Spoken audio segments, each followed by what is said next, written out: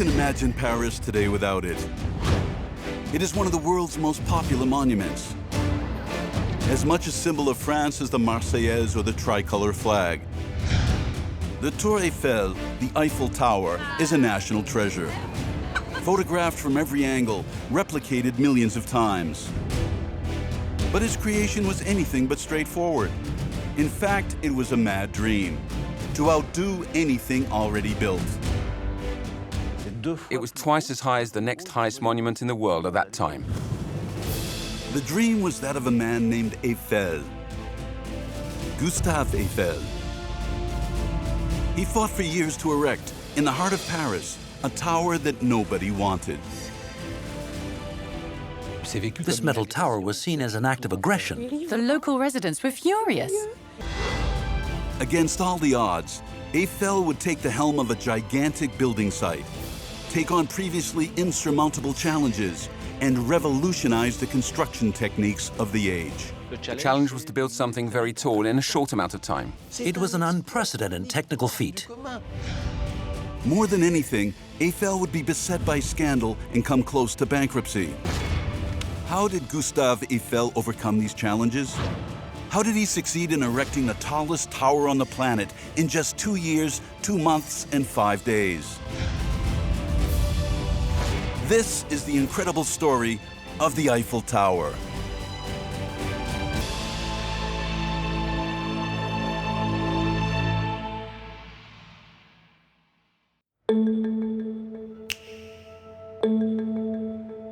This incredible tale began in the Paris suburb of Levallois-Perret. Two complete unknowns were dreaming up a crazy project to build the world's highest tower.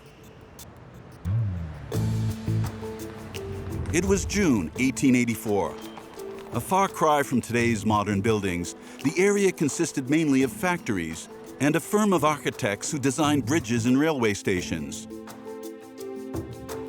But deep inside the workshop, two men had spent the previous few days working on a highly ambitious project. They were both engineers under the age of 30.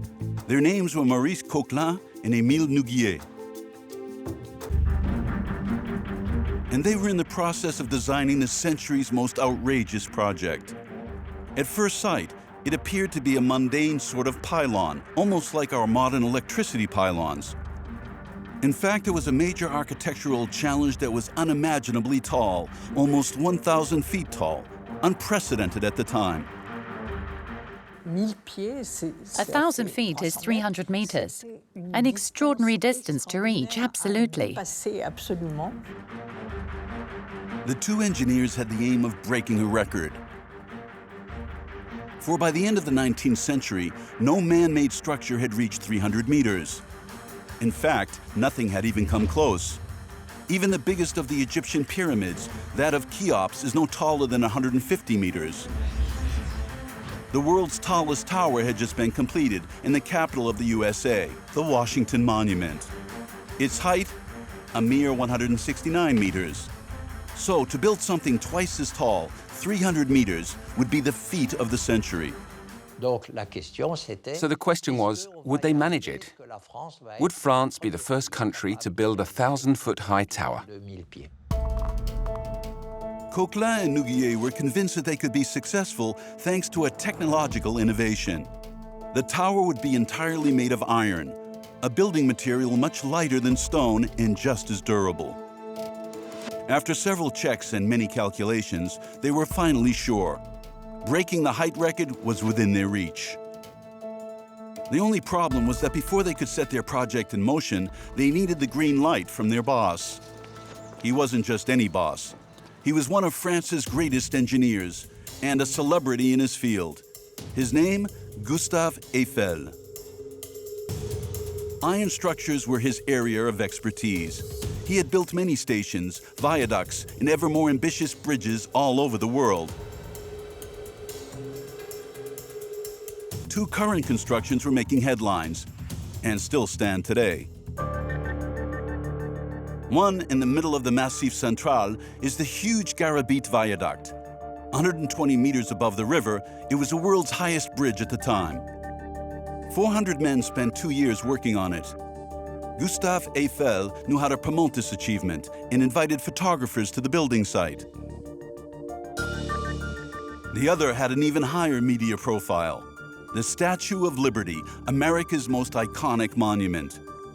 It was a gift to the USA from France to celebrate the country's centennial. Its creator, the sculptor Auguste Bartholdi, asked Eiffel to help with the interior of the statue. In fact, the whole skeleton is made of iron. This giant work was built in the heart of Paris before being dismantled and shipped to New York. For the entire duration of its construction, it was great publicity for Gustave Eiffel.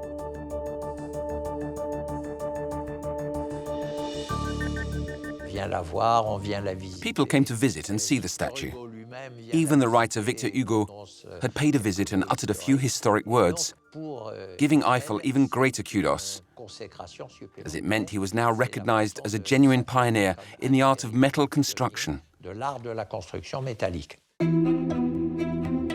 In the spring of 1884, Eiffel was not short of prestigious commissions. Business was good, and he was not the type to go lightly into a new project.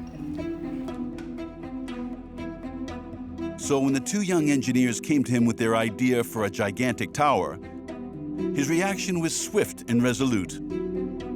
Eiffel saw the drawing and said straight away, "I'm not interested." Just like that, "I'm not interested. But I want you to work on it." A 300-meter tower? Why not? But Gustave Eiffel asked his engineers to come up with something even more spectacular, more aesthetically pleasing. What he wanted was an edifice which would attract the crowds. For an idea was forming in his mind. He wanted to present a project for an event which would take place in Paris in 4 years' time and which would have a global impact.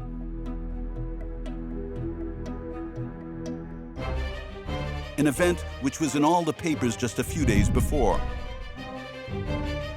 Yesterday morning, the government decided that a universal exhibition would open in Paris in 1889 to commemorate the centenary of the French Revolution. Universal exhibitions were highly prestigious global events where the latest technical innovations were displayed. And during this period, a wealth of such innovations had appeared.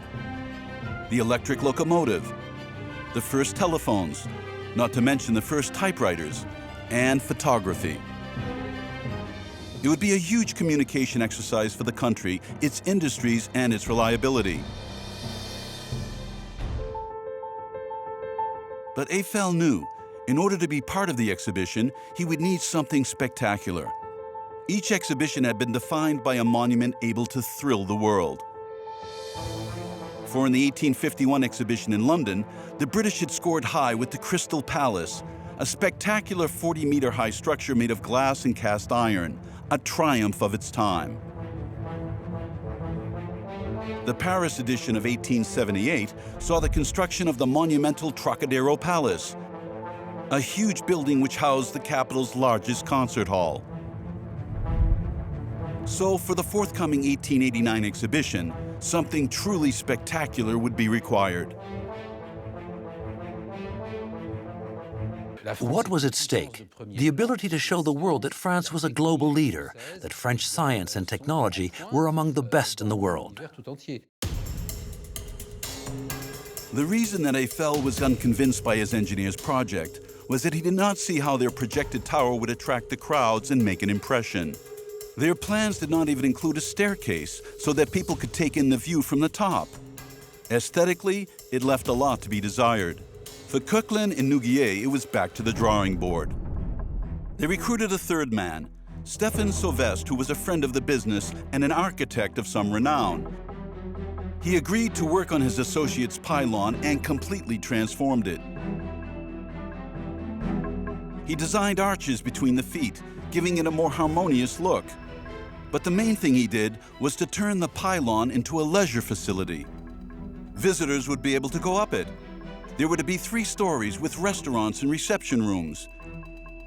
And at the summit, there would be a dome with an incredible view and a beacon to light up the city. It would be a tower like no other, and Parisians would probably even be willing to pay to get in. Their boss started to take an interest. He signed his name at the bottom of the sketch and offered the engineers a deal. Émile Nouguier and Maurice Coquelin agreed to cede all rights to the project to Gustave Eiffel. In return, they were offered a tidy sum, 1% each of the costs of the work if the tower was completed. This meant that each could potentially earn several $100,000, a small fortune. But first, they would have to be victorious at the Universal Exhibition. And Gustave Eiffel was far from being the only challenger. The city's greatest architects would also be competing. One of them stood out as a very serious opponent.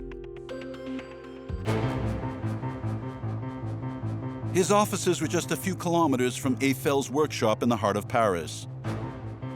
He was none other than Jules Bordet. It was he who had built the Trocadero Palace for the previous exhibition of 1878.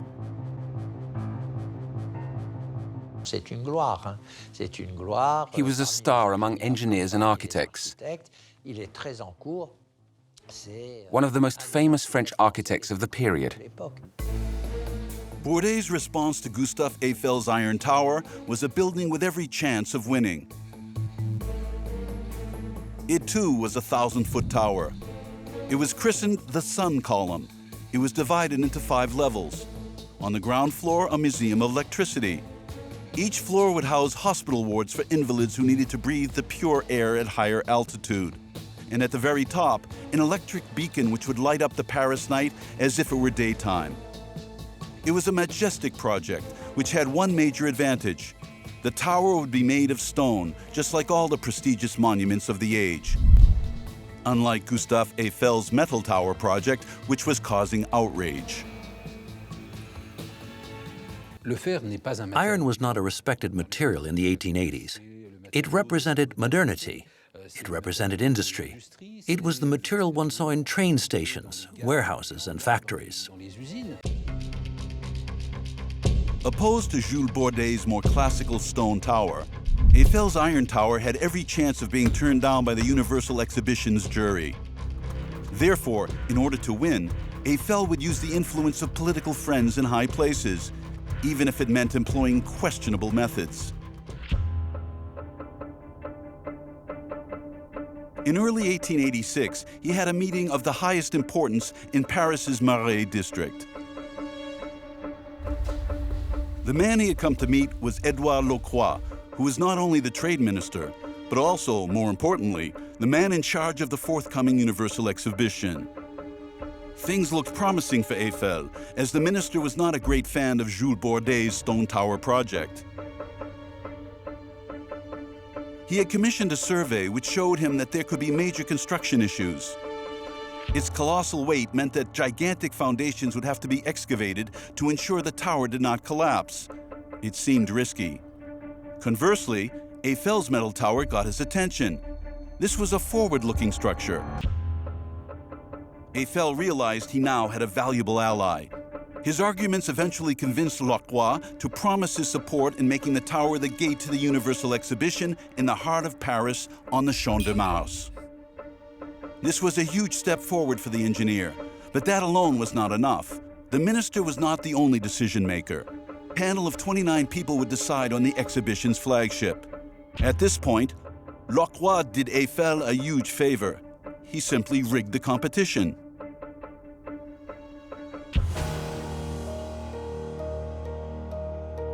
A few weeks later, on May 2nd, 1886, Edouard Locroix published the rules in the Journal Officiel. Reading the details reveals that the minister did everything in his power to help Gustave Eiffel.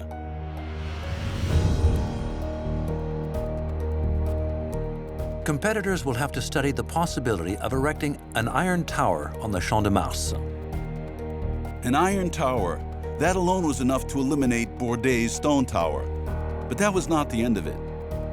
A tower with a square base with 125-meter sides and standing 300 meters tall.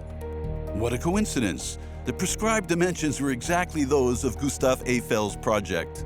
The competition's specifications are the exact copy of the plans for the Eiffel Tower. The competition was, in short, a sham. With the rules designed with his project in mind, Eiffel could not lose. And so it was he who was tasked with building the world's tallest monument. The inauguration date was set for March 31st, 1889. The tower would have to be completed in less than 3 years. This was a very short time frame to complete an unprecedented adventure with all its potential obstacles. The problems began even before the first shovelful of earth was turned over, with an attack Eiffel was simply not expecting. The Avenue de la Bourdonnais in the 7th arrondissement in Paris has a fine selection of blocks of flats and mansions. Nowadays, these buildings have a splendid view of the Eiffel Tower. But at the time, the district looked like this. The Champ de Mars was a huge area of waste ground, with a few dwellings built by bourgeois families who appreciated the tranquility of this area between the city and the countryside. Among the inhabitants in late 1886 was one particularly incensed woman. She was the Countess of Poix. The windows of her mansion looked out onto the Champ de Mars' esplanade.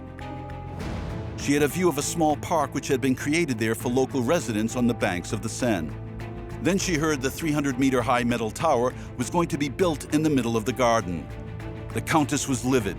This tower would ruin her view and disturb the tranquility of her park. So, with the aid of a neighbor, she attempted to get construction stopped, and the case took on greater and greater importance. Further explanation can be found in the archives at the Musée d'Orsay in Paris. The imposing dossier is marked 300-meter tower litigation. Inside is the original letter from the Countess's solicitor, in which he states that when she bought the land, she was given a guarantee that the park would remain a private garden for the use of its residents.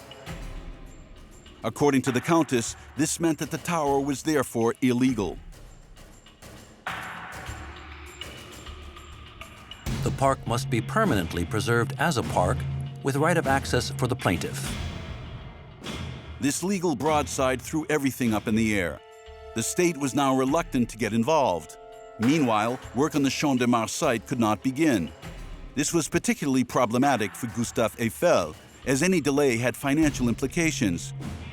He was at risk of financial collapse.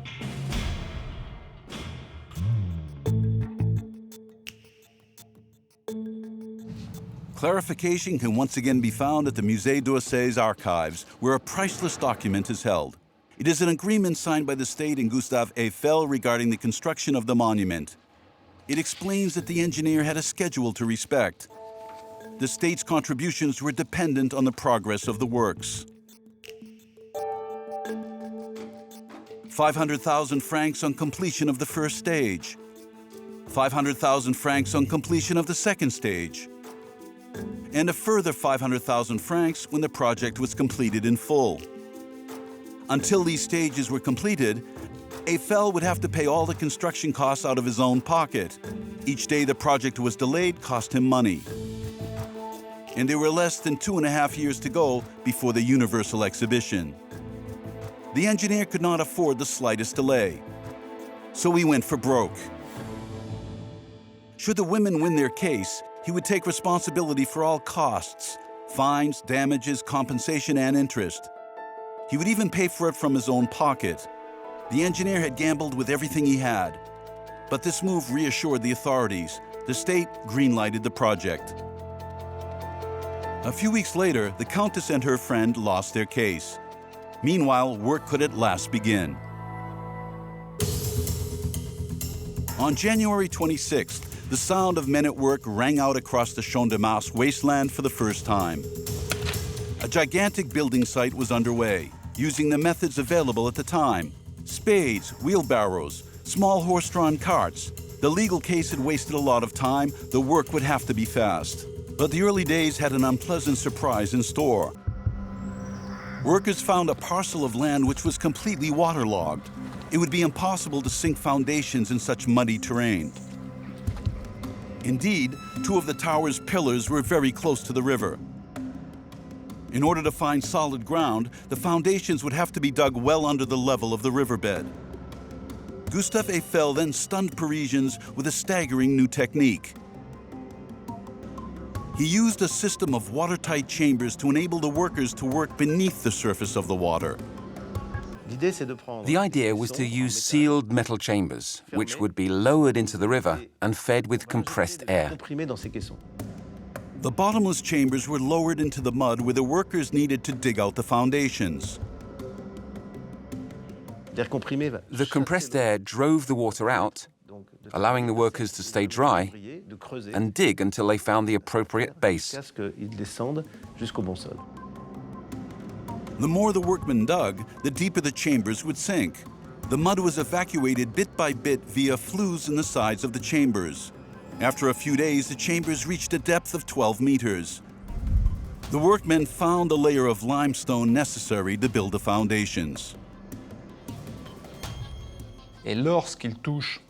When they reached the layer of hard limestone, then the chambers were filled with cement and gravel to create the foundations which the Eiffel Tower rests on.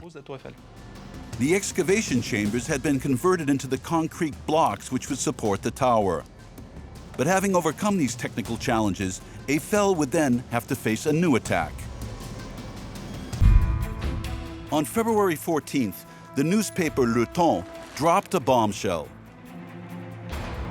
We come as writers, painters, sculptors, architects to protest with all our might and indignation against the erection of this useless and monstrous Eiffel Tower in the very heart of the capital.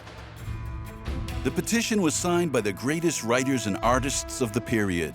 In an impassioned treatise, they accused Eiffel of disfiguring Paris with what they called his factory chimney.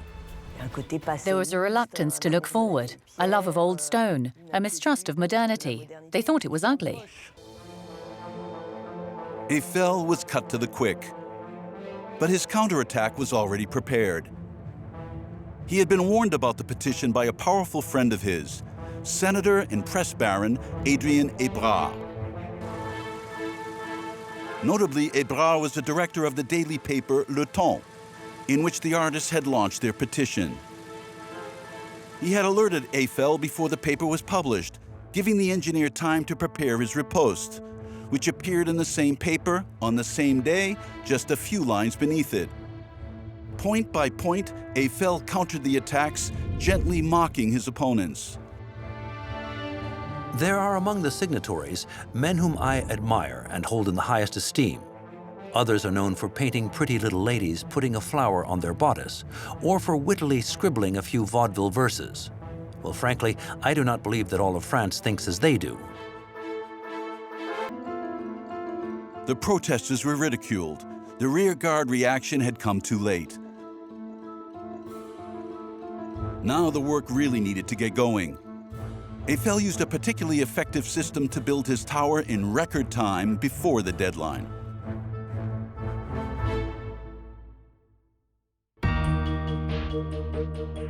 Despite the Herculean nature of the building site, there were very few workers. At most, a few dozen people assembled the girders. In fact, the 300-meter tower was not being built here, but a few kilometers away. In Eiffel's workshop, where some 40 draftsmen worked in shifts to design the 18,000 pieces required for this gigantic puzzle. It was all built here, a tower in kit form. Everything was perfected in a workshop. You had 18,000 modular pieces, like the ones in a construction playset, and they were taken to the Champ de Mars fully built. That was the secret of the tower, and that's what would make Gustave Eiffel the greatest builder of his time. On site, the major part of the work consisted of putting the parts together. It was a huge challenge. Every girder had to be fixed to the others with rivets, and that required four-man teams. One worker heated the rivet. The second positioned it in the hole with a blacksmith's tongs, and two others hammered it from the opposite sides to flatten the ends of the rivet. The rivet then cooled down and contracted as it cooled, and in so doing pulled the iron plates tightly together. In all, the workers fitted 2.5 million rivets by hand.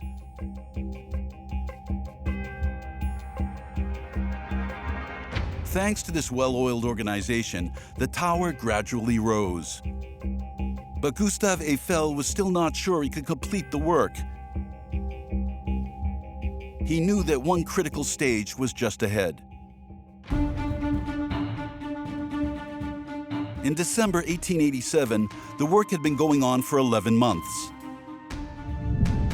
The pillars were now 60 meters high, only 1/5 of their total height. It was the moment of truth. Would the 4 feet come together correctly? Eiffel and his engineers reviewed their calculations again and again with a model of the tower.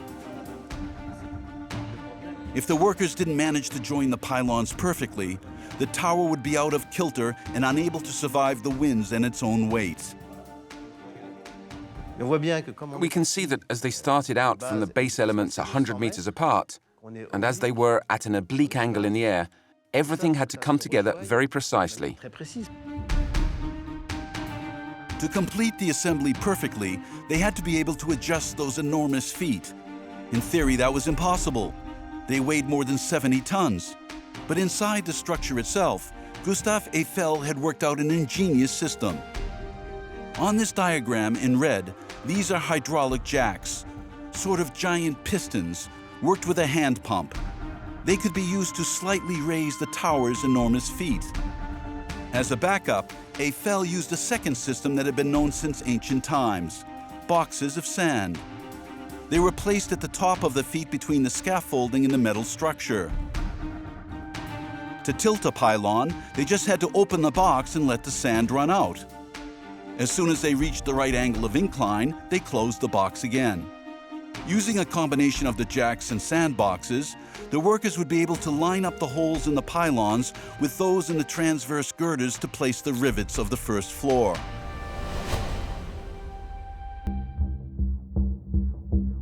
December 17, 1887, the critical day. At that moment, the future of the tower was at stake. And it was a complete success. It was an extraordinary technical exploit. It required a level of organization such had never been seen, and it succeeded. Less than a year after the first pickaxe broke the ground, the joining of the feet were carried out smoothly. The girders were assembled without a single bit of filing being necessary. The tower now had a solid base from which it could rise to the projected 300 meters. What's more, by getting over the hurdle of the first floor, Eiffel received the first check of his state subsidy, 500,000 francs. In principle, then, it was all looking good. But financially, the works were becoming a bottomless pit. Eiffel reviewed his calculations. There was one thing which was costing much more than expected, one thing they couldn't do without: the elevators. Today, they carry nearly 20,000 people a day. From the ground to the first floor, then from there to the top. Taking an elevator up 300 meters seems completely commonplace today, but at that time, it required a huge technical exploit and a great deal of money. Of course, at the end of the 19th century, the elevator was a new contraption. The first one was designed in 1851 by the American Otis.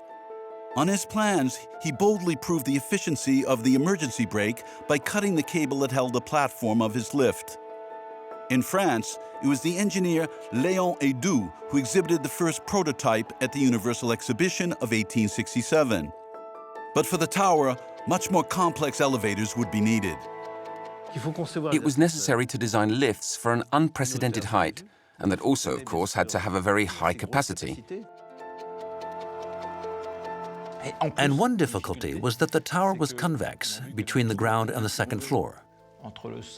So the lifts had to be a combination of funicular railway and lift that rolled along a track and weren't just simple vertical lifts. It was really very technical, complex, and innovative for the times. Gustave Eiffel knew that people were hoping he would fail. Ever since his first project, his rivals had expressed doubts about the feasibility of installing elevators in a tower that wasn't straight. So he called in the best. The American Otis built 2 lifts to go up to the 2nd floor. They were built bit by bit in New York and could carry 50 people at a time. 2 other elevators, slowly but double the size, would go only as far as the 1st floor. They were designed by Frenchmen, Drew Combaluzier et Le Pape. These elevators ran on rails up an incline following the curve of the tower.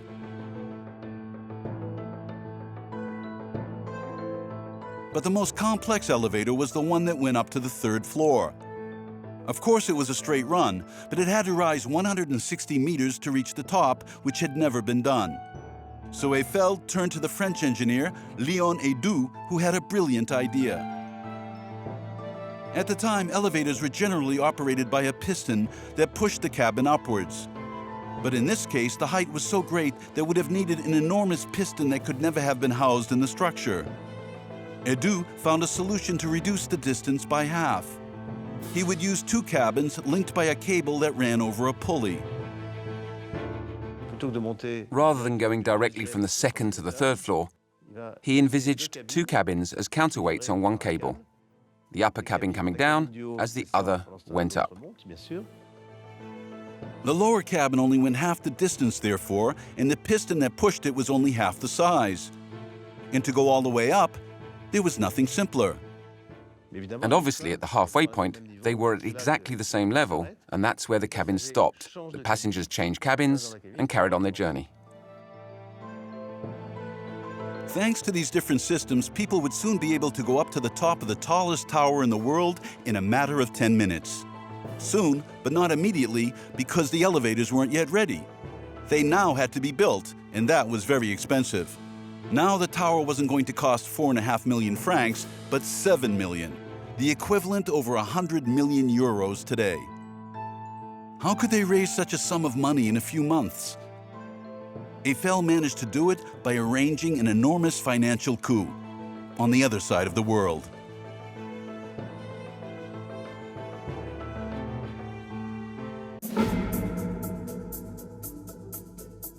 "9,000 kilometers from the Champ de Mars, another gigantic worksite was underway. To link the Caribbean Sea and the Pacific Ocean, they were digging a canal in the small state of Panama in Central America.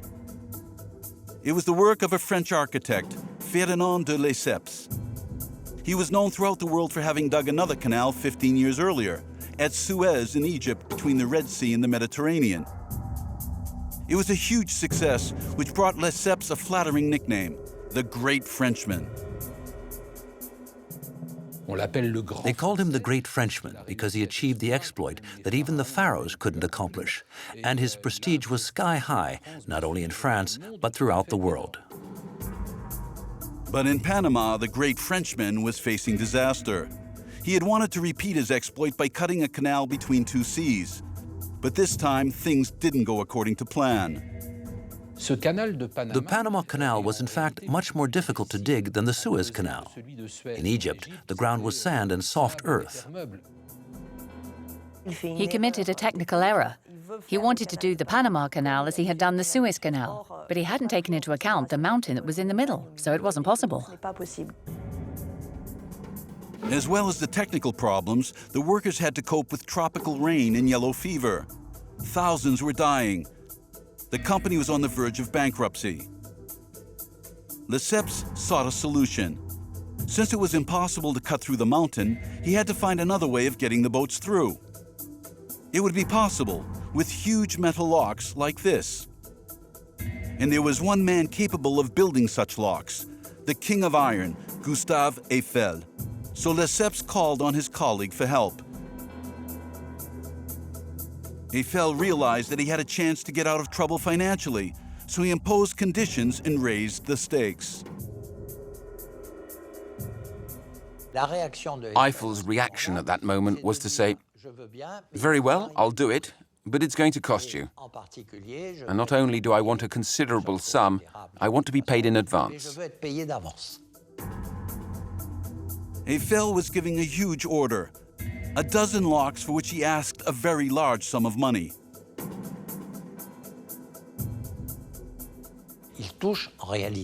He was paid an advance of 70 million. 70 million. That's 10 times the cost of the Eiffel Tower. From then on, there were no further money problems for the tower.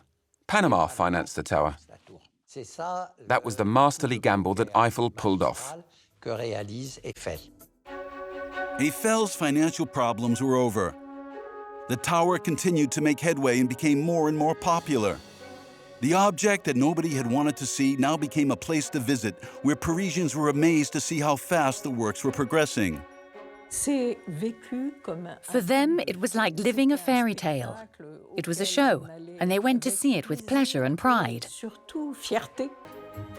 It must be said that there was no other building like the tower. At 170 meters, it was the highest building in the world and still growing. It was the demonstration of French savoir-faire. Gustave Eiffel was optimistic. There were still 8 months to go before the inauguration. They had just finished the second floor. It seemed that nothing could hinder the works now. And that's when the very people who for months had been building the tower turned against him.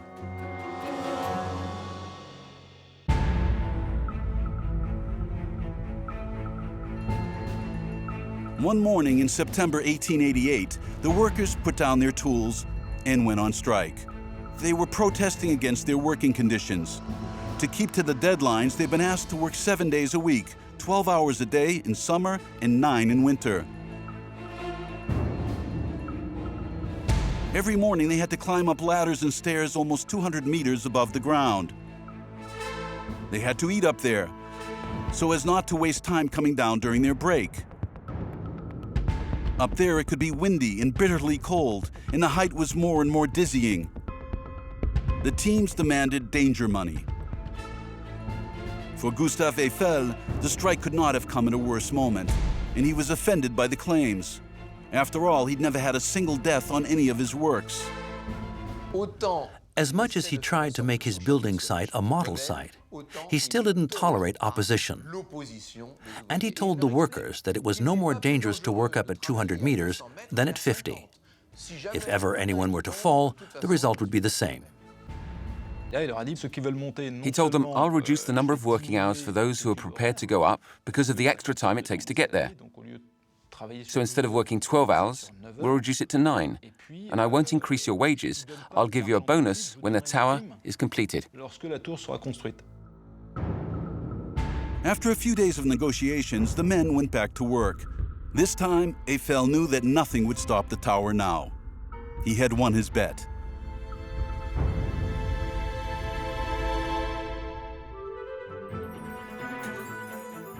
On Sunday, March 31st, 1889, Gustave Eiffel climbed the 3 levels of the tower accompanied by one of his daughters and several officials. 2 years, 2 months, and 5 days after the start of the work, he raised the French flag over the highest monument in the world. The inauguration was an amazing success. On the 31st of March, exactly as he had said in '85, he hoisted the French flag to the top of the tower. It was a triumphant day. But Gustave Eiffel didn't forget that building of the Eiffel Tower had cost him a great deal of money. 7 million francs, about 100 million euros today. From now on, the gamble was to make the tower viable, and he had it all planned. Standing at the end of the Champ de Mars, the tower served as the entrance to the Universal Exhibition. A gigantic gateway that attracted attention all the more so because it was lit up at night and was completely red. The first way to protect the iron was with iron oxides and linseed oil, both of which are naturally red. So in 1889, it was completely red. The main source of profit was, of course, the sale of tickets. The prices were fixed by the state. To go up to the top of the tower cost 2 francs on Sundays and 5 francs during the week, which would be 55 euros today. Expensive, but the tower's power of attraction was such that people were fighting to get tickets. Even though the elevators weren't yet working, 29,000 people bought tickets on the first day to climb up to the 3rd level and see, for the first time, what people still flock to see today, the unrestricted view of the capital.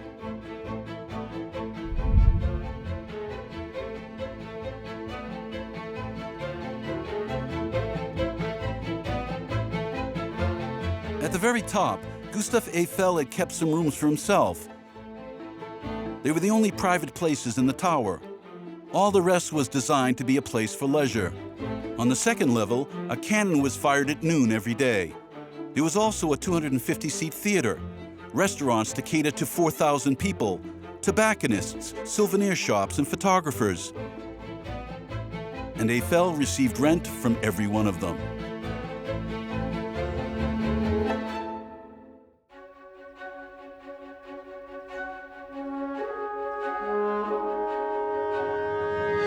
The tower's success was immediate and worldwide.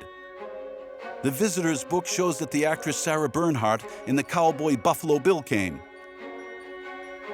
as well as crowned heads like the Prince of Wales, future Edward VII of England, or the young Nicholas Alexandrovich Romanov, son of the Tsar and himself future Tsar of Russia under the name of Nicholas II. But for Gustave Eiffel, the visit that counted above all the others was that of Thomas Edison.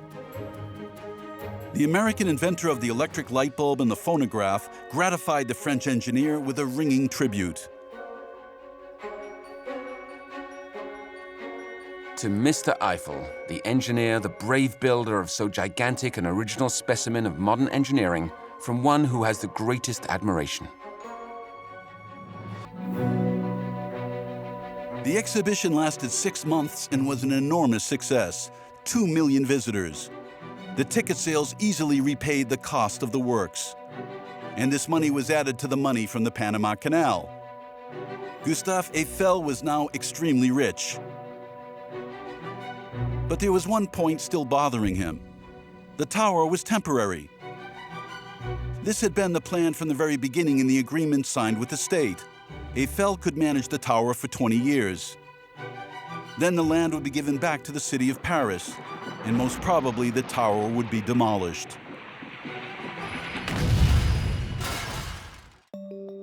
He wanted to avoid that at all costs. To save the tower beyond the planned 20 years, Eiffel wanted to prove that it was more than just a distraction, and that it could be useful to the advance of science. So he multiplied the experiments.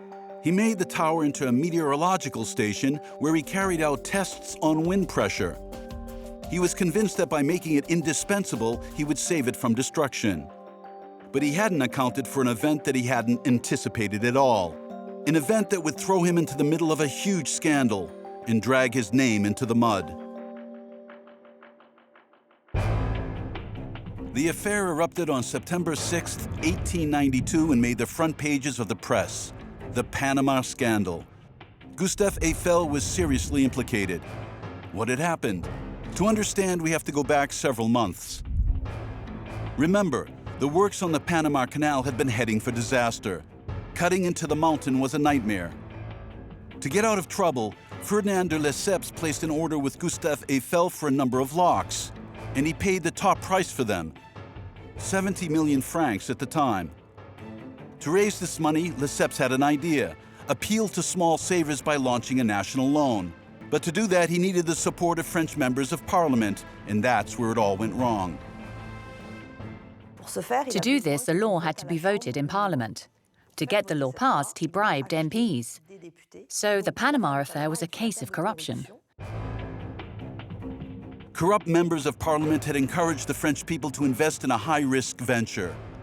The Panama company collapsed, and thousands of small savers were completely ruined. Gustave Eiffel was in a delicate position because whereas the company went bankrupt, he made 33 million francs profit with that contract for the locks. In short, he had made a lot of money, while the French people had lost theirs.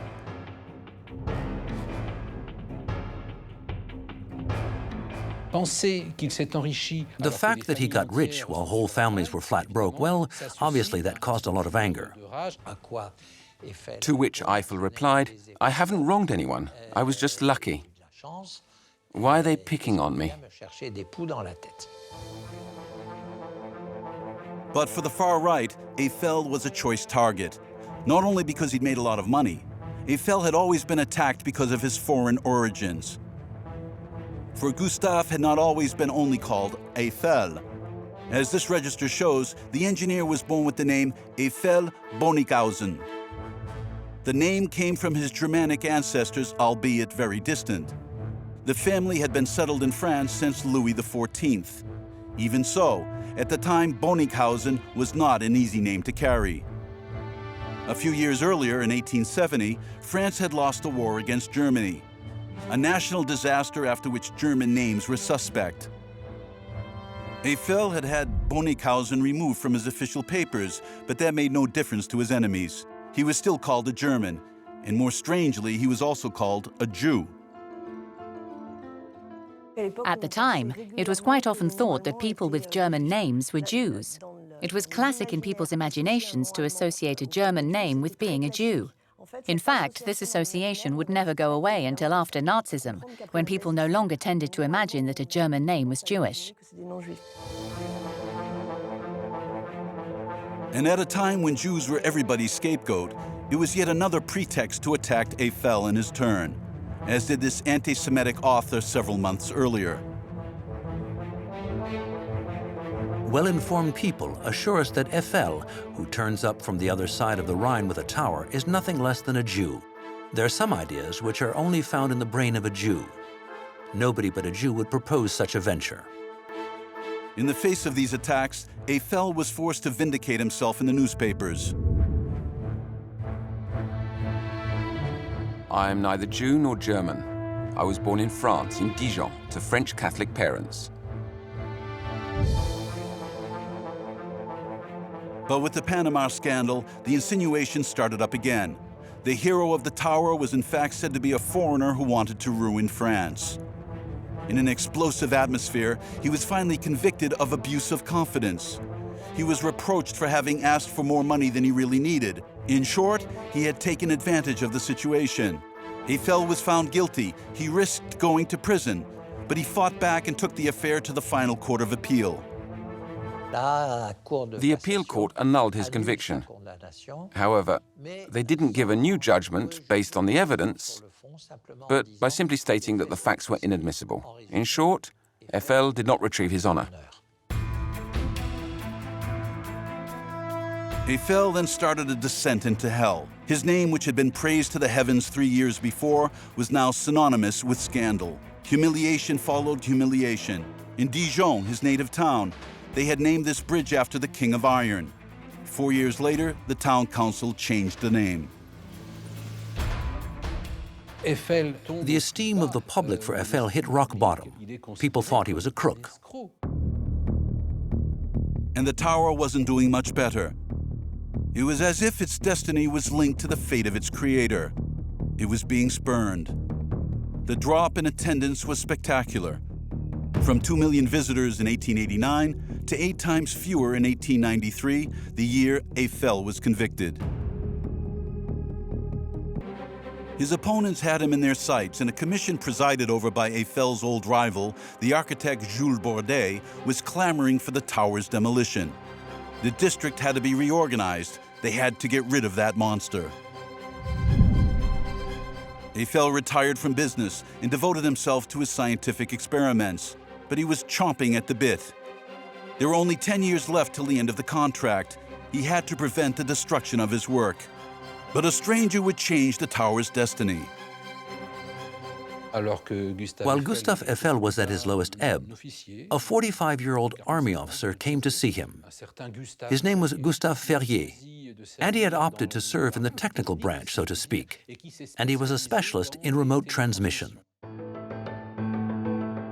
The TSF, wireless telegraphy, was the precursor of radio, a completely new field that was beginning to be researched. It would soon be possible to communicate through the airwaves with no wires at all. And Captain Ferrier had discovered that the bigger the aerial you had at your disposal, the further you could communicate. The tower was therefore ideal for his experiments. But Ferrier wasn't supported by his superiors. The army was still using homing pigeons to carry their messages and didn't believe in this business of communication with waves. Eiffel didn't hesitate for a moment. He was a scientist and he was convinced by Ferrier's experiments. And if the tower could help the army, perhaps it would be saved. So he took on all the costs. And he never regretted it.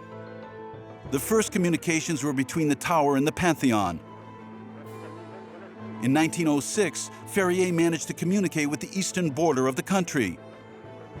A year later, he linked up with North Africa. Another 5 years and he was able to contact Washington. Progress was staggering. The army could no longer ignore the importance of such an invention. That was when the fate of the tower changed completely. There was no longer any talk of dismantling the tower after 20 years. Forget it, it's all over. We keep the tower. Gustave Eiffel saved his tower once and for all with the TSF. His great work would, year after year, be confirmed as the emblem of Paris and of France. Gustave Eiffel died in 1923 at the age of 91. The Eiffel Tower was then still the tallest monument in the world, exactly 312 meters high, including the flag. But now the race to reach the clouds had become worldwide. In 1931, in New York, the Empire State Building became the tallest building on the planet, 381 meters, 70 higher than the Eiffel Tower. It reigned over all for 40 years. In 1973, still in New York, the World Trade Center passed the 400-meter mark with its twin towers that have since disappeared. In 2004, the competition moved to Asia. The Taipei Tower in Taiwan stands at 500 meters. Then in 2010, the Burj Khalifa Tower in Dubai, 828 meters. And next to come, the Kingdom Tower in Saudi Arabia, which will be the first to break the symbolic 1-kilometer-high barrier. That's more than 3 Eiffel Towers standing on top of each other. For a long time now, the old Iron Lady has not been the biggest, but she showed the way to a line of giants.